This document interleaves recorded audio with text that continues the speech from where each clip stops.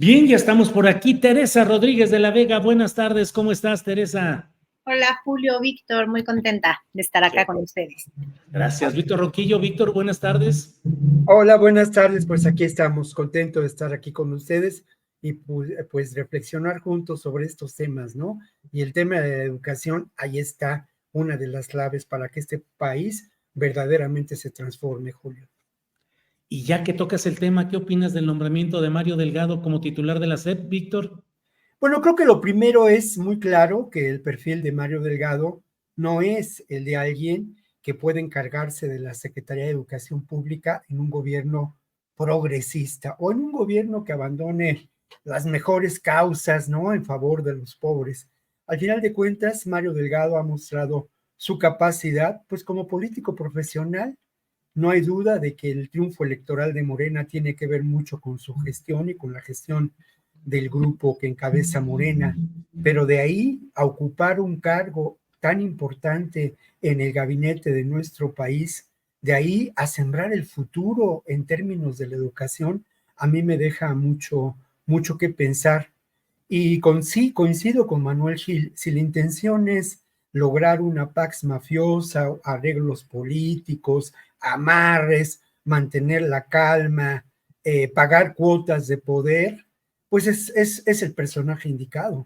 Pero a mí me parece que en un gobierno, insisto mucho en ello, en un gobierno progresista, además dada la simiente de Claudia Sheinbaum, pues en términos de esa izquierda que proviene del Consejo Estudiantil Universitario, la primera, digámoslo así, organización, grupo que se opuso al neoliberalismo en este país en época de la Madrid y de Carpizo, con la famosa reforma Carpizo de los años 80, pues sí, a mí me parece que es por lo menos decepcionante, ¿no? Y creo yo que en las propias filas de Morena, en los espacios de la academia, en los espacios de la izquierda social, pues hay muchos otros personajes que podrían llevar adelante un proyecto educativo auténtico y fortalecer pues la nueva escuela mexicana, a mí me parece un gran esfuerzo por transformar de fondo el modelo educativo que prevalece en este país. Bien, Víctor. Teresa Rodríguez, aprovechando que Víctor Roquillo ha puesto el tema sobre la mesa de la SEP y Mario Delgado, ¿qué opinas de esa designación? Y lo pienso incluso en términos de contrastar el esfuerzo hecho durante la actual administración, en la cual había voces que hablaban de que era la nueva escuela mexicana, era un intento socialista, comunista, de adoctrinamiento, y había una serie de discusiones, y ahora se va a entrar a una etapa en la que hay un gran pragmatismo operativo. ¿Qué opinas, Teresa? Sí, y además pienso, aunado a lo que decía ahorita Víctor y a lo que decía hace ratito Manuel, pienso en qué se está entendiendo por operación política, ¿no? Porque, ¿por qué la SEP les parece algo que se tiene que operar políticamente? Pues por el agente magisterio, ¿no? O sea, es como una idea de que tenemos que operar con esos grandes sindicatos y sobre todo pues con la Coordinadora de Trabajadores de la Educación que se mueve políticamente bastante a la izquierda de la 4T, ¿no?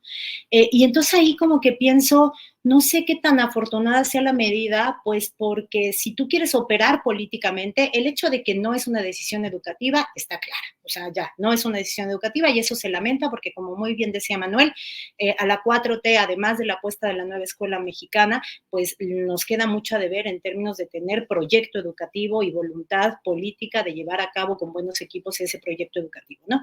Pero más allá de eso, de la ausencia de la ambición de reformar educativamente al país, si lo quieres leer como operación política, ¿qué quieres hacer? No puedes empezar la operación política afrentando y agraviando con una designación como la de Delgado al más importante actor político que es el magisterio y en este caso muy especialmente a la Coordinadora de Trabajadores de la Educación, ¿no?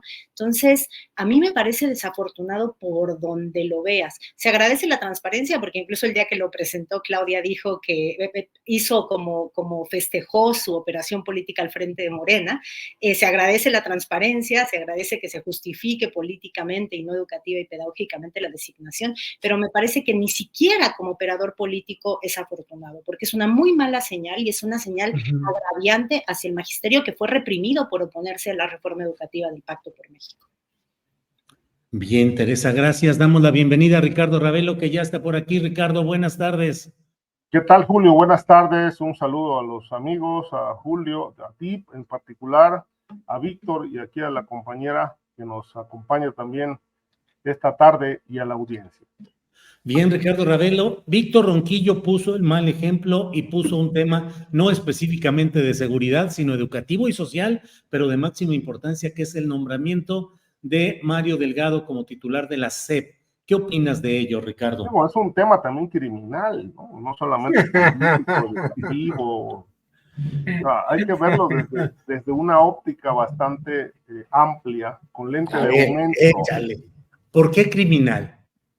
Criminal porque él favoreció las aportaciones del narcotráfico a la campaña o a las campañas de Morena. Esto fue denunciado y él cayó, él guardó silencio. De tal manera que como dirigente de Morena, Mario Delgado guardó silencio ante estos señalamientos de que había o hubo dinero del crimen organizado en la campaña de Sheinbaum y de otros candidatos de Morena en el país.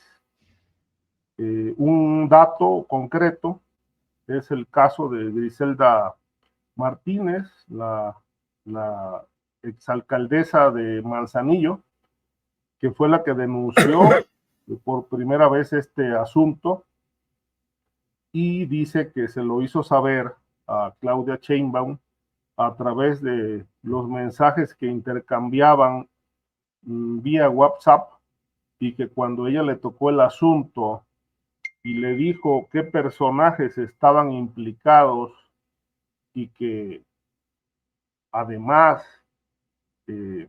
subían a la palestra de los eventos de Morena, pues dice, me dejó de contestar y pues hasta me bloqueó. Ese es Mario Delgado, y luego la citó a esta señora en su oficina, en las oficinas del partido, y este señor que se dice de izquierda, bueno, yo no sé si sea o no de izquierda o de la zurda o la derecha, lo que sea. El asunto es que dijo, oye, pues estás poniendo en riesgo la candidatura de Claudia, entonces pues te vas a la chingada. Y la expulsó del partido. Luego compitió por Movimiento Ciudadano sin éxito. Pero bueno, este señor... Ahora, Ricardo, nada más para precisión, de todo esto que fue la versión que dio esta expresidenta municipal de Manzanillo, no presentó ninguna denuncia judicial, no hubo ningún seguimiento. Bueno, la denuncia fue pública. Denuncia mediática, digamos, denuncia de palabra, pero nunca hubo ningún... No propiamente, la hizo llegar a la presidencia de la República. Bueno, pero no es la instancia judicial. La hizo llegar a Morena. Pero no le dio seguimiento judicial, Ricardo. No le dio seguimiento judicial porque, bueno, ella dijo lo que sabía y expuso lo que conocía. Quienes debieron darle seguimiento judicial debieron ser las autoridades, porque es un tema que se debió seguir de oficio. Y la unidad de inteligencia financiera, pues se cruzó de brazos, ¿no? Digo, no defiendo ni remotamente a Mario Delgado, pero no, allí bueno, en esa declaración siempre me quedó la pregunta de por qué no le dio la denuncia específica a nivel judicial, no enviando a la presidencia o a Morena, que no son las instancias que deben darle seguimiento. Bueno, porque entiendo que ella presentó un escrito, bueno, por lo que me dijo, presentó un escrito ante la fiscalía, pero se lo rebotaron y no le dieron seguimiento, y la unidad de inteligencia financiera, que actúa como un sabueso para otros casos, en se cruzó de brazos y se guardó absoluto silencio.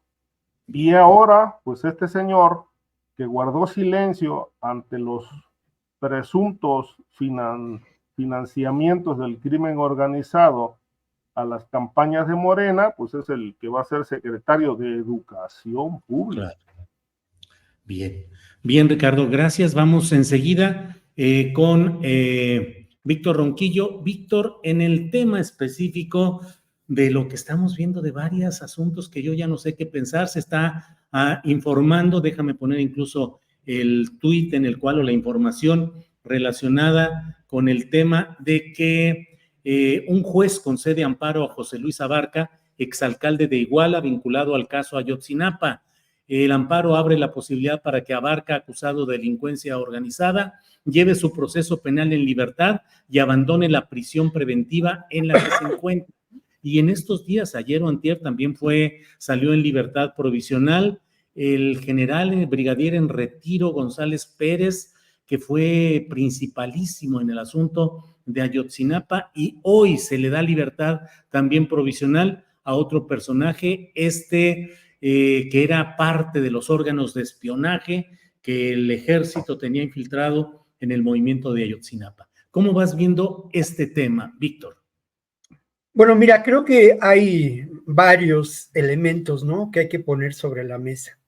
Lo primero es que es evidente que este es uno de los casos, el más grave sin duda, que expone el cómo operan los organismos de seguridad en este país. El cómo existe en esos organismos de seguridad un fuerte componente conservador, un fuerte componente de complicidad con el crimen organizado. Uno no puede explicarse por qué, y lo acaba de decir López Obrador hace unos días, por qué los grandes pendientes entre las propuestas que hizo al inicio de su gobierno en un día luminoso en el Zócalo de la Ciudad de México, estas 100 propuestas de gobierno o esas 100 líneas de trabajo, quedan pendientes. Por un lado, la descentralización, pues por razones del todo prácticas, aunque hay también ahí un componente de la organización política del Estado mexicano que al parecer es insalvable, ¿no? Pero lo otro es el caso Ayotzinapa, reconocido por él mismo, ¿no? Y a mí me parece que en este caso, como lo he dicho en muchas otras ocasiones, sin duda hubo avances a lo largo de este gobierno, ¿no? Avances muy importantes. Nos queda claro la participación de las fuerzas del Estado en este crimen, tanto en su comisión el día de los hechos, como el encubrimiento y la complicidad posterior con la famosa verdad histórica. Esto no se puede regatear y es una realidad. Tampoco podemos regatear la voluntad presidencial por esclarecer el hecho. Pero esa voluntad presidencial no ha sido suficiente para ir a fondo en los hechos, para conocer que el móvil del crimen vinculado sin duda al tráfico de heroína de Guerrero a Chicago, no conocemos otro. Este es el móvil de los hechos, al parecer, con algunos ingredientes en los que no puedo abundar por falta de tiempo, pero sin duda en ese móvil, en la conformación de esta operación de tráfico de drogas, no hay duda de la participación del ejército mexicano y de otras instancias de seguridad en complicidad con el poderoso grupo criminal de entonces, los Guerreros Unidos, ¿no? Y obviamente sí, por momentos se logró romper el pacto de silencio y señalar a algunos culpables, pero al final de cuentas, como le dice el Quijote a Sancho, con la iglesia hemos topado, pues aquí con el ejército hemos topado. Y también hemos topado, Julio, pues con toda la conformación de este espacio criminal que confirma en la noche de Iguala el involucramiento entre los grupos criminales, como los cárteles de la droga, así llamados, verdaderas transnacionales del narcotráfico, con los grupos de poder político, con los cacicazgos locales y sin duda, de manera determinante, con la protección y la complicidad de distintas instancias de seguridad. Claro. La gran tarea es eso, es desmontar esos espacios de impunidad. Bien, gracias, Víctor. Teresa Rodríguez de la Vega, ¿qué opinas sobre este tema? Ya detallé algunas cosas, no las repetiré, pero ¿cómo ves ese contexto? ¿Hacia dónde va el tema Ayotzinapa? Se dio también pues un especial tratamiento positivo a la respuesta de uno de un padre de familia de los 43 que ha sido acusado de una especie de esquirolaje. Y bueno, el presidente entregó un reporte que dicen los otros padres de familia que no significa mayor cosa y sin embargo se le está dando una preeminencia como si fuera algo muy interesante. En fin, ¿cómo ves este tema, Teresa? Creo que Ayotzinapa va a ser uno de los capítulos centrales y protagónicos del balance de cierre de sexenio y de relevo en la presidencia de la República en este segundo piso de la cuarta transformación. El presidente lo ha querido poner como uno de los dos pendientes. A mí me hace dañito que lo plantee así. Uno, porque no se puede homologar el no haber logrado la descentralización del aparato Estado, ¿no? Con Ayotzinapa, que mucho más que un pendiente es una herida abierta y es una herida que supura todos los días, ¿no? Hay 43 chicos de los que no sabemos su paradero. Eso no es un pendiente análogo a no alcancé o no pude o topé con pared en la operación de la descentralización de las secretarías, ¿no?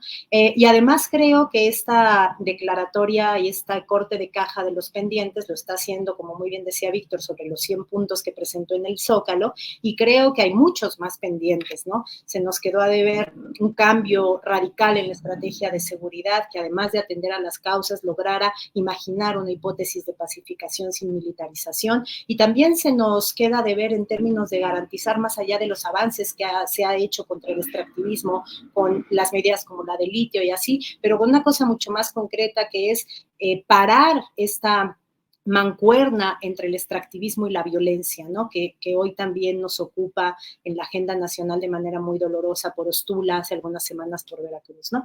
Pero además Ayotzinapa, de ser una herida abierta y no solo un pendiente, también es un movimiento político como la Coordinadora Nacional de Trabajadores de la Educación, que habita a la izquierda de la 4T, y la actuación de la 4T con Ayotzinapa y ante Ayotzinapa no es solo la actuación en la impartición, la procuración de justicia y las garantías de no repetición, que nos deben mucho, sino también es la actitud política de un gobierno ante un movimiento político. Y como movimiento político, este gobierno, como movimiento, este gobierno no ha logrado deshacerse de prácticas nocivas de cómo relacionarse con movimientos de izquierda. Es decir, siempre que se intenta cooptar, siempre que se intenta incidir en divisiones internas, dándole la voz, un lugar o un protagonismo o una interlocución a actores que han sido señalados en el interior del movimiento, se está cayendo en prácticas que no abonan, ¿no? Entonces creo que Ayotzinapa sí es un tema pendiente, doloroso, una herida abierta en términos de la reparación del daño y del hacer justicia y del conocer la verdad, ¿no? Y deslindar responsabilidades y castigar a los culpables y de aparición de los chicos, pero también es un tema de cómo la 4T se ha relacionado políticamente como uno de los movimientos más dignos y más poderosos en este país en la última década. Bien, Teresa, gracias. Ricardo Ravelo, sobre el tema Ayotzinapa, ¿cuál es tu opinión? Destaco o reitero el hecho de esta cascada de resoluciones judiciales que están liberando, dejando en libertad provisional con una fianza de 50,000 pesos, obligación de firmar cada 15 días, no salir del país, a personajes relacionados con el poder militar que están llevando este caso ya en libertad provisional, en sus domicilios, en sus lugares de residencia. En fin, todo el tema en general, ¿cómo lo ves, Ricardo? Sí, Julio, mira, este asunto, evidentemente, con todos esos elementos que tú mencionas, pues tiene un tufo de impunidad. Es decir, el caso, yo lo dije y lo vemos aquí, los compañeros de la mesa, de esta mesa de seguridad, lo hemos analizado. Es un caso que pues sigue impune porque a pesar de que hay encarcelados, entre otros militares, creo que ese fue el paso importante que dio este gobierno de abrir la puerta para culpar o señalar a militares que habían quedado impunes en el sexenio de Peña Nieto, pues bueno, fue un paso, pero como dice la compañera muy acertadamente, ahí topó con pared el presidente López Obrador. Teresa Rodríguez de la Vega, sí. Teresa Rodríguez, porque ahí ya el presidente no pudo más. Es decir, como dijo el grupo de apoyo, en el caso Ayotzinapa, el presidente quiere, pero no puede. Si no puede con el poder militar. Es una verdadera muralla que impide que haya justicia y esto lo demuestra el hecho de que ni siquiera han aportado la información que dicen los padres de los desaparecidos que dispone el ejército. Incluso el propio García Harfuch pues, ha sido señalado por el exsecretario el exsecretario de Gobernación, el ex subsecretario de Gobernación, Encinas, de que Harfuch participó en esa reunión donde se fraguó este plan presuntamente mañoso, llamada verdad histórica. Entonces creo que es un caso que va a heredar Claudia Sheinbaum y que, bueno, la investigación continúa. En algún momento los mexicanos y el mundo tendremos que saber qué pasó con los estudiantes. Es decir, no nos quedamos con la versión original de que fueron quemados o incinerados en el basurero de Cocula, sino que hubo algo más, y ese algo más tiene que ver con los militares. Yo aquí en participaciones anteriores referí una entrevista que tuve con el señor general Gallardo, que en paz descanse. Recién había ocurrido el caso Ayotzinapa en septiembre de 2014, quizá un mes después del asunto, y él contundentemente me dijo, yo no tengo ninguna duda de que aquí hubo participación militar. ¿Por qué, general?, le pregunté. Y él, tajante, contundente, respondió, dice, porque el ejército es el único que desaparece sin dejar huella. Entonces me quedé con esa versión en una etapa en la que ni siquiera se mencionaba la participación de efectivos militares en ese caso. Bien, gracias, Ricardo. Vamos con Víctor Ronquillo. Víctor, otro tema de los que están de abordaje necesario. Y ya ahorita veremos las implicaciones que pueden tener incluso con temas de seguridad pública o de seguridad regional en Michoacán, pero en fin, el tema es el nombramiento hoy de Lázaro Cárdenas Battel como nuevo jefe de la oficina presidencial con la doctora Claudia Sheinbaum. Recordemos que Lázaro Cárdenas Battel fue gobernador de Michoacán. Yo recuerdo siempre aquella fotografía cuando se arranca el proceso de la guerra contra el narcotráfico con Felipe Calderón iniciando todo ese proceso y a un lado el gobernador Lázaro Cárdenas Battel, que era quien había pedido la intervención del Ejército Federal, en este caso arrancando en Apatzingán, Michoacán. En fin, Víctor, ¿cómo ves ese nombramiento de Lázaro Cárdenas Battel? Bueno, creo que es un nombramiento que responde a dos aspectos, ¿no? Uno, pues al oficio político que tiene Cárdenas Battel, sin duda. Ocupó un cargo similar en el gobierno de López Obrador.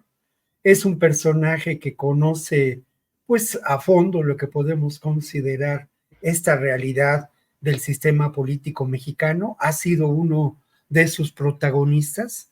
Y por otra parte, pues, esta innegable vinculación con su propio padre, ¿no? Aunque han tenido diferencias, al final de cuentas este nombramiento también responde pues a ese gesto, ¿no? De conformar toda una realidad, todo un movimiento del que forma parte Cárdenas Batel, Claudia Sheinbaum, toda esta realidad de la izquierda partidista, de su historia, es también en ese sentido un personaje emblemático, ¿no? Ahora, a mí me parece que es un cargo determinante, porque es el cargo de la operación política al interior del propio gabinete. Es el jefe de la oficina de presidencia, pero es también el principal asesor y quien de alguna manera articulará las acciones de los diferentes espacios del gabinete. Es un puesto, en el mejor sentido de la palabra, eminentemente político. Desde mi perspectiva, creo que Cárdenas Batel tiene los elementos para llevarlo adelante.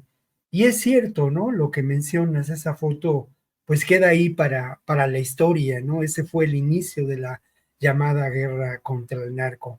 Pero me parece que ese momento, tristemente, pues fue una ocasión que encontró Calderón para desatar ese horror de la llamada guerra del narco, que tuvo muchos antecedentes, ¿no? Ese fue un momento culminante de una operación político-militar, como lo hemos señalado aquí en distintas ocasiones, fraguada en los sótanos del Pentágono y que tuvo diferentes momentos de implementación desde la época de Salinas de Gortari, ¿no? Pero más allá, creo que por otro lado, este reconocimiento de los dos elementos que configuran al personaje, ¿no? Ese oficio político, esa vinculación con una familia tradicionalmente ligada a la izquierda política en México, le da a Cárdenas Batel una profunda capacidad de acción y de gestión con los otros integrantes del gabinete, ¿no? Y por lo demás, generacionalmente corresponde también a Claudia Sheinbaum, es decir, son contemporáneos con una perspectiva, me parece, de la izquierda. Ahí empiezan las diferencias, ¿no? Claro. Una perspectiva de la izquierda y el quehacer de la izquierda, pues distinta en su génesis de la del propio López Obrador. Bien, Víctor, gracias. Teresa Rodríguez, ¿qué opinas del nombramiento de Lázaro Cárdenas Batel, por favor? Pues creo que es un nombramiento en muchas pistas. No creo que deba ser leído como una especie de reconciliación entre el obradorismo y el cardenismo, porque esa reconciliación ya estaba hecha cuando el ingeniero adhirió a la candidatura de Claudia Sheinbaum y se manifestó como contento con esa sucesión. Entonces creo que no va por ahí, pero creo que simbólicamente es muy interesante, ¿no?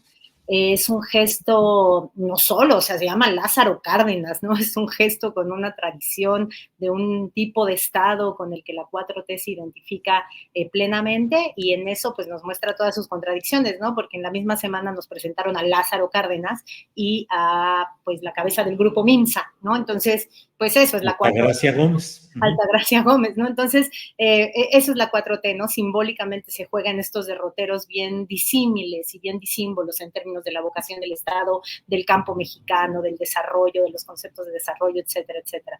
Pero además es un gesto interesante porque si vemos el perfil político del núcleo de confianza de Claudia Sheinbaum, es un perfil con una historia claramente de izquierda, ¿no? Las que no son secretarías de Estado, claro, además de la Secretaría de Gobernación, que se asume será su brazo, su mano derecha, pero pensando en Ernestina Godoy como consejera jurídica de la presidencia y ahora Cárdenas Batel como jefe de la oficina de la presidencia, pues creo que son nombramientos que tienen que ver con este relevo en el que la 4T está ahora haciendo uso de esos perfiles que se formaron en los movimientos sociales en los años 80, ¿no?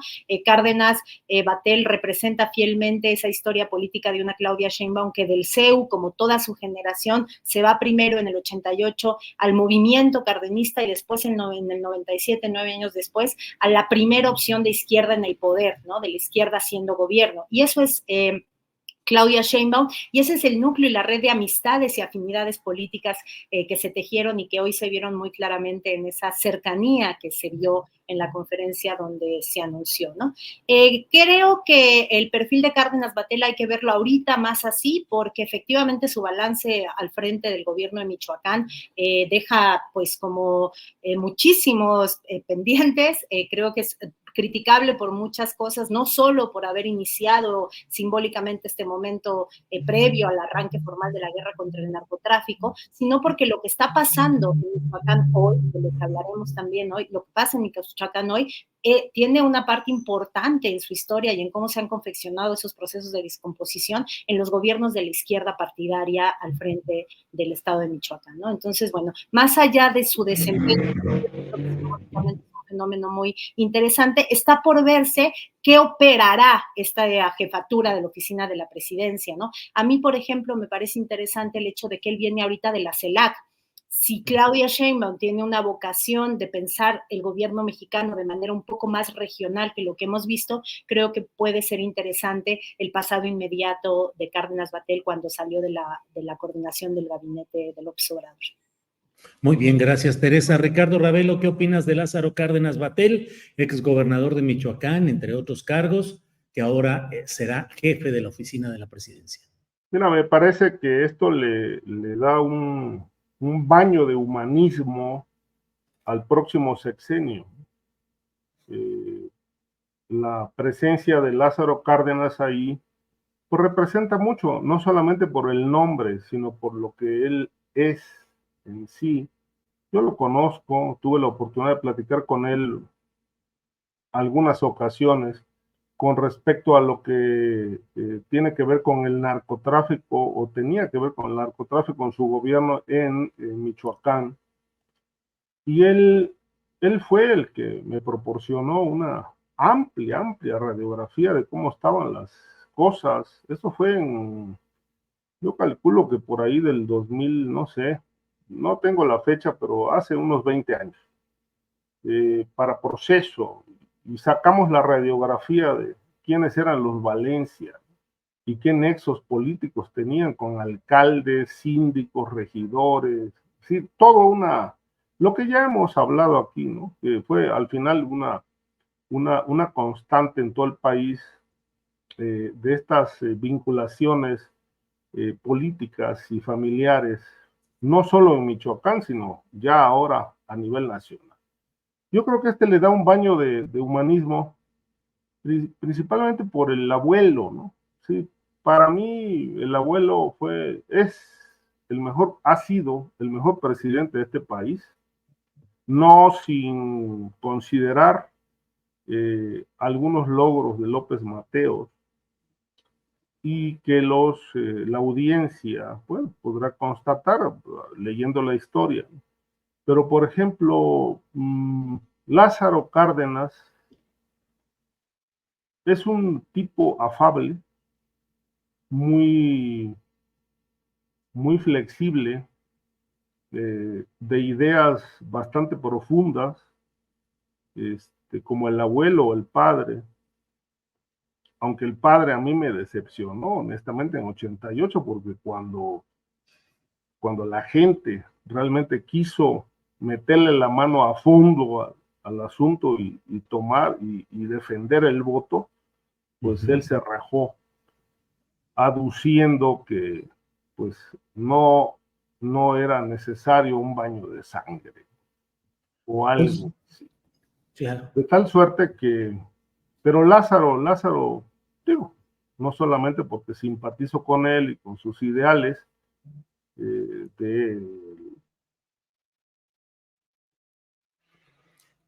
Mano. Ejercimos la censura con Ricardo Ravelo.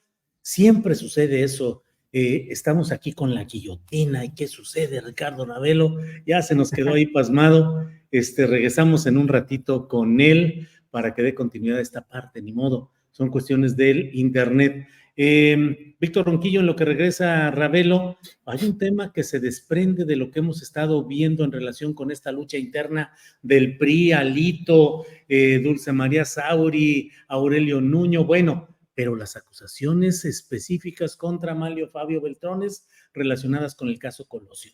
¿Qué opinas de esa situación en la cual, Víctor, por primera vez, un dirigente del PRI, claro, décadas después, arroja ese tipo de acusaciones, en este caso contra Beltrones? Víctor, por favor.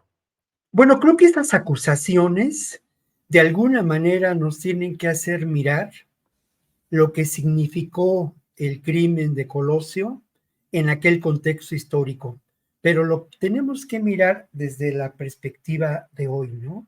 Se han escrito muchos libros, se hicieron películas, y creo que mirar lo que ocurrió entonces es mirar precisamente el despunte del neoliberalismo. ¿Qué pudo significar desde esta perspectiva de hoy este crimen? Cuando en el seno del PRI había un conflicto muy fuerte, y tú lo has de recordar, mi querido Julio, que tienes una memoria envidiable, este conflicto entre los dinos y los retros, los dinosaurios, ¿no? Y los renovadores, perdón, entre los dinos y los renos, los renovadores. Y obviamente conformaban el ala renovadora, pues Salinas de Gortari y los diferentes grupos políticos que en ese momento lo apoyaban. Se ha dicho mucho del significado político de aquel discurso de Colosio en el Monumento a la Revolución. Por cierto, un discurso que, pues hay que decirlo, pues es un fusil de un discurso famoso de Martin Luther King. En ese tiempo, las bondades del Internet permitían que se llevaran a cabo, pues estos actos, ¿no? Francamente, pues reprobables de fusilarse fragmentos o por lo menos intenciones muy claras de los discursos, como ocurrió con ese discurso. Pero ese conflicto, al final de cuentas, no era necesariamente entre personajes como tales, sino era el conflicto de las ideas. Era el conflicto de lo que de alguna manera fueron ideas fundacionales del Partido Nacional Revolucionario. Precisamente en ese carácter social radicaba la capacidad, pues, de mutación del PRI a lo largo de muchos años, ¿no? Esa capacidad que lo llevó a ejercer una dicta blanda. Pero obviamente el carácter propio de Salinas de Gortari, su apuesta transeccional, pues iba encaminada a construir una realidad totalmente diferente, ¿no? A ese neoliberalismo, un proyecto que se gestaba ya en diferentes partes del mundo. Creo que hay que leer ese momento desde esa perspectiva y hay que volver a señalar, pues, a quienes convino la muerte de Colosio, ¿no? Y de alguna manera, como en ese momento, en el seno del partido político de la revolución institucionalizada, en el escenario político en México, las realidades y los conflictos políticos se dirimieron a tiros, ¿no? Claro. Y es un proceso que además para muchos, desde una perspectiva también de los años, hubo distintos ejercicios de desestabilización del sistema político mexicano desde mi punto de vista, y obviamente es una especulación con elementos, pero es una especulación, un proceso de desestabilización generado y construido desde las propias bases y desde la propia acción del salinismo, con un hombre que fue determinante en esas acciones, que era el famoso José Córdoba, Julio, que tú recordarás. Muy bien, Víctor, gracias. Regresamos con Ricardo Ravelo, que está por aquí. Ricardo, te aplicamos la censura, la guillotina para impedir que siguieras. Nos bajaron el switch cuando estaba hablando de Lázaro Cárdenas. Así es, de que era tu amigo, que lo respetas y que tiene una trayectoria, sí. Nada más era pues, no me faltaba mucho para cerrar diciendo que para conocer el pensamiento del abuelo de Lázaro Cárdenas, el expresidente Lázaro Cárdenas,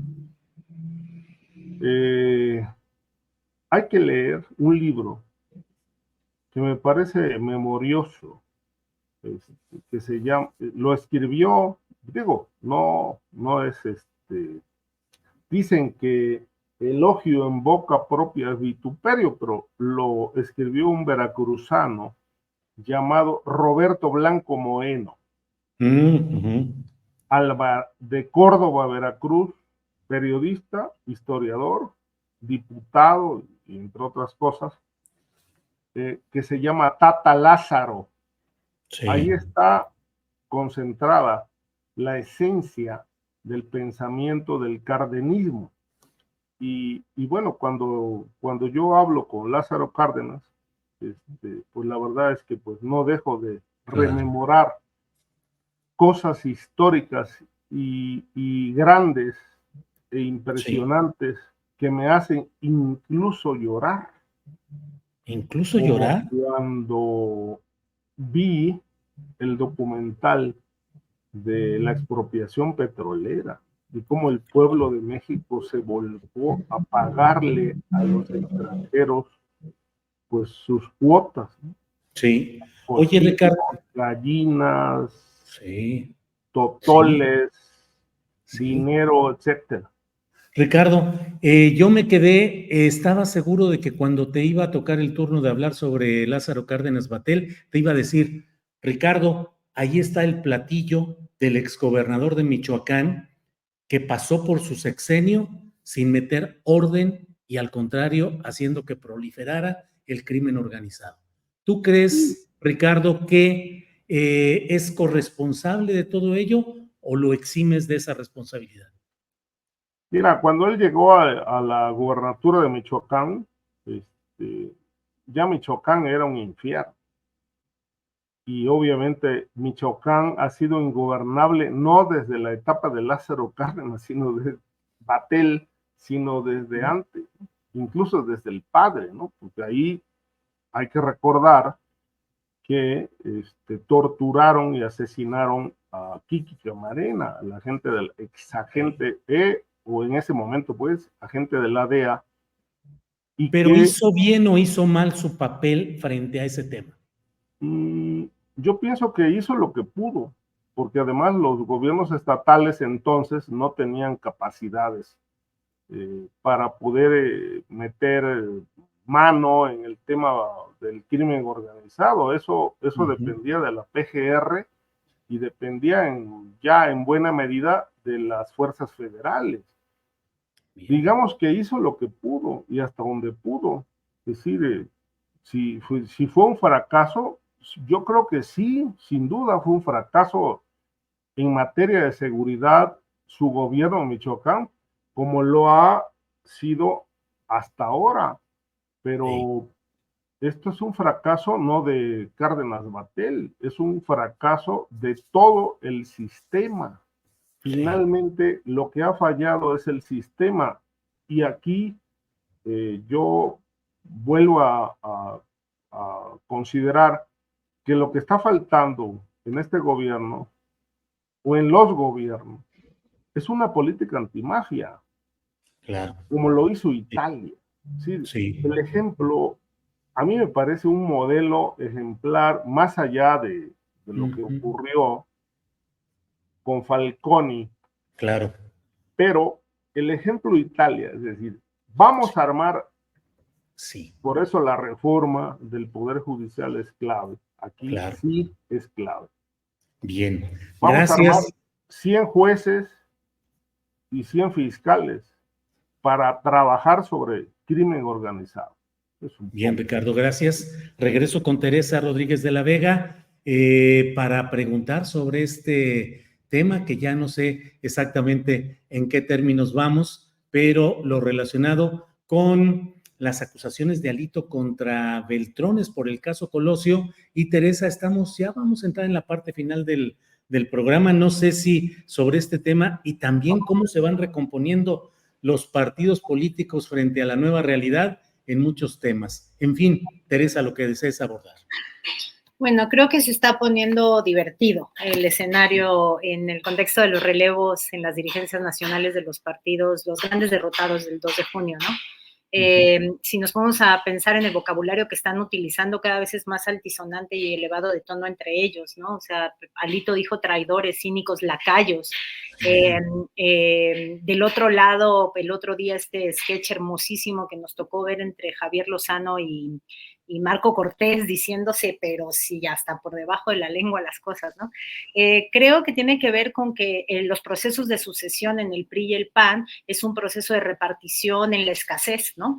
después de la derrota, pues lo que queda es una grandísima ambición por las dirigencias, pues que es casi lo único que les queda, ya teniendo casi todas asegurados sus plurinominales. Entonces creo que los procesos de sucesión tienen que ver con ajustes de cuentas internos y con una vieja guardia en los dos institutos políticos, tanto en el PRI como en el PAN, intentando, uno, reclamar los resultados electorales a esta generación de dirigentes jóvenes que protagonizaron el debacle electoral de la derecha mexicana, y por otro lado, pues estas jóvenes dirigencias que se quieren enquistar y que en el caso del PRI, pues se enquistaron incluso haciendo una reforma estatutaria que le permite a Alito alargar su periodo en la dirección, que en realidad es alargar la gestión del desmantelamiento del Partido Revolucionario Institucional, lo cual en el largo aliento histórico de la política nacional es un fenómeno del que seguiremos hablando mucho tiempo, ¿no? Y es muy interesante ver cómo este proceso de descomposición en el que se están diciendo de todo y están sacando todos los trapos sucios, o sea, el presidente nacional del PRI está reconociendo que el asesinato de Colosio fue un crimen de Estado, o sea, no es poca cosa, pues, ¿no? Entonces, en este proceso de ajuste de cuentas y de repartirse lo poquito que queda en el PRI y en el PAN, en contraste con lo que pasó esta semana, mucho menos, con muchos menos reflectores porque fue menos altisonante, las cámaras siguen más puestas en el pleito con el Fisgón, que ha sido ya ampliamente discutido en otros espacios, pero relevo que se antoja va a ser absolutamente institucional y consensado en la dirigencia nacional de Morena, ¿no? El gesto de Luisa María Alcalde de decir yo voy para adelante y el gesto de la secretaria general de Citlali diciendo pues yo no voy, ¿no?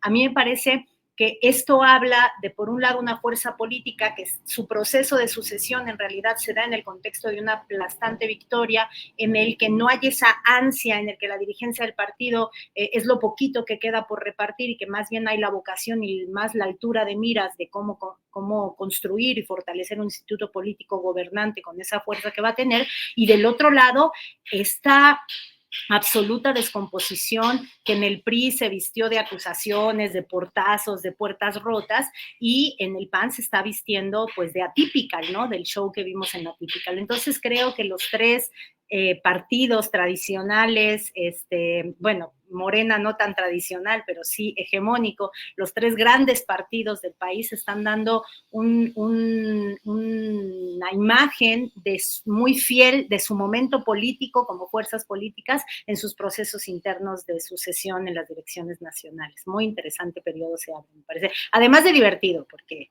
son menos personajes. Bueno, pues gracias. Y bueno, vamos a entrar ya, estamos en la parte final.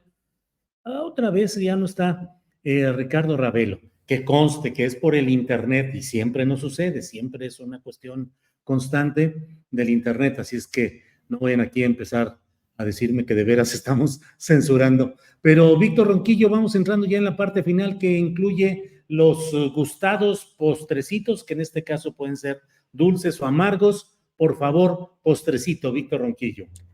Bueno, yo la verdad es que no renuncio a mi vocación de presentarles a ustedes postres dulces, ¿no? Sí, Pues señor. al final de cuentas creo que en el país hay muchas buenas noticias y desde hace muchos años yo decidí que tenía que ser eco de esas buenas noticias, ¿no?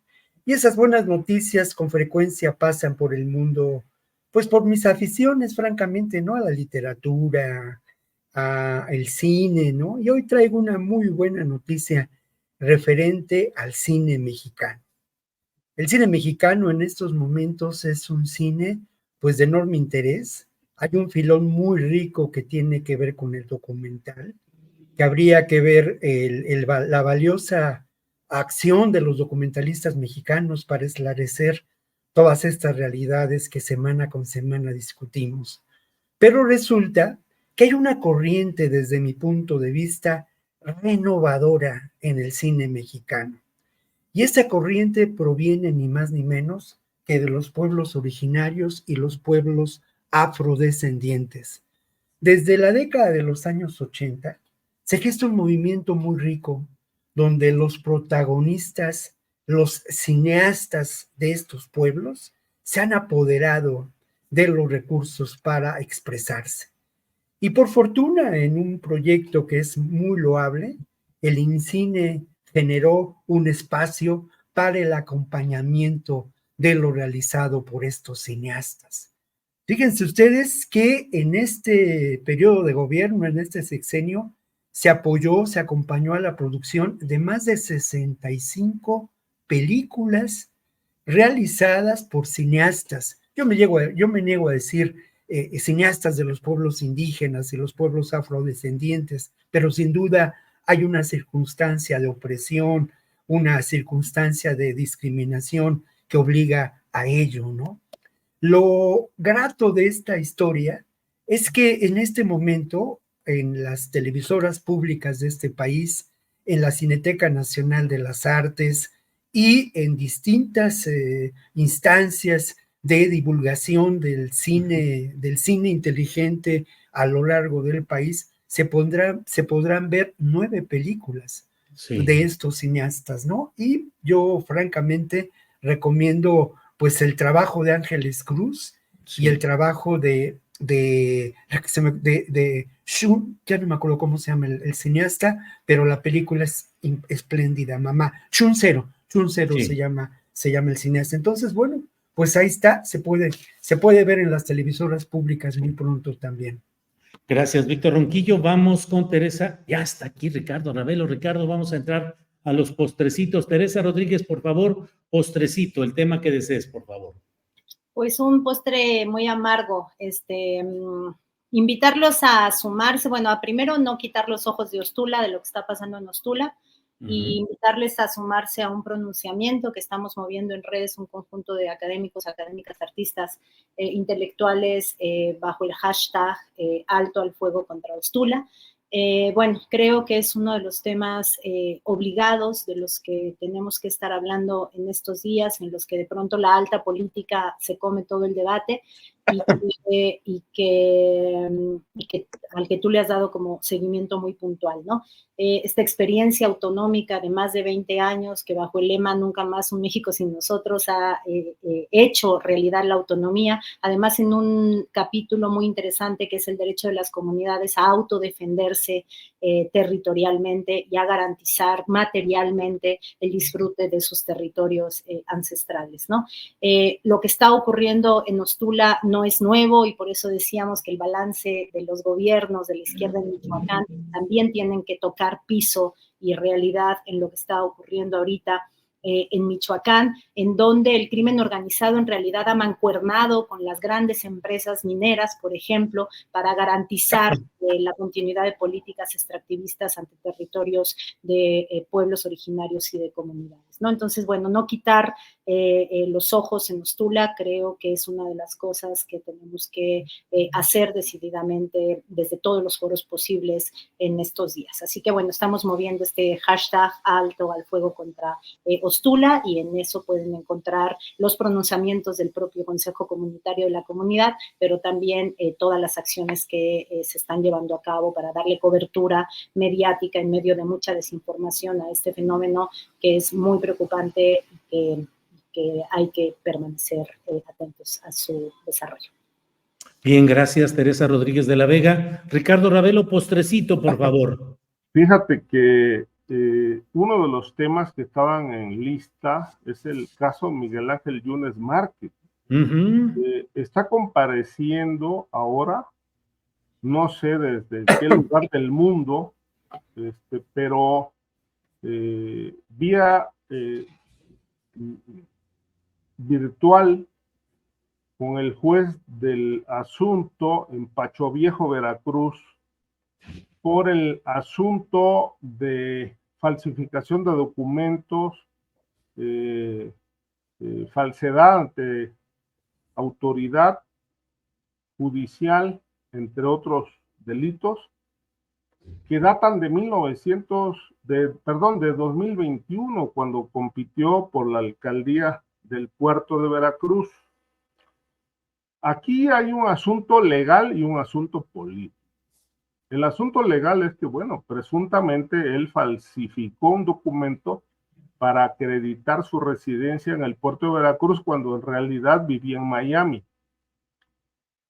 Ante digamos, el fallo judicial que lo dejó fuera de la candidatura de la presidencia municipal, pues bueno, el padre tenía un as bajo la manga y echó a andar a la nuera, a la esposa de Miguel Ángel Yunes Márquez, para que fuera la candidata, y ganó, y es la actual alcaldesa del puerto de Veracruz.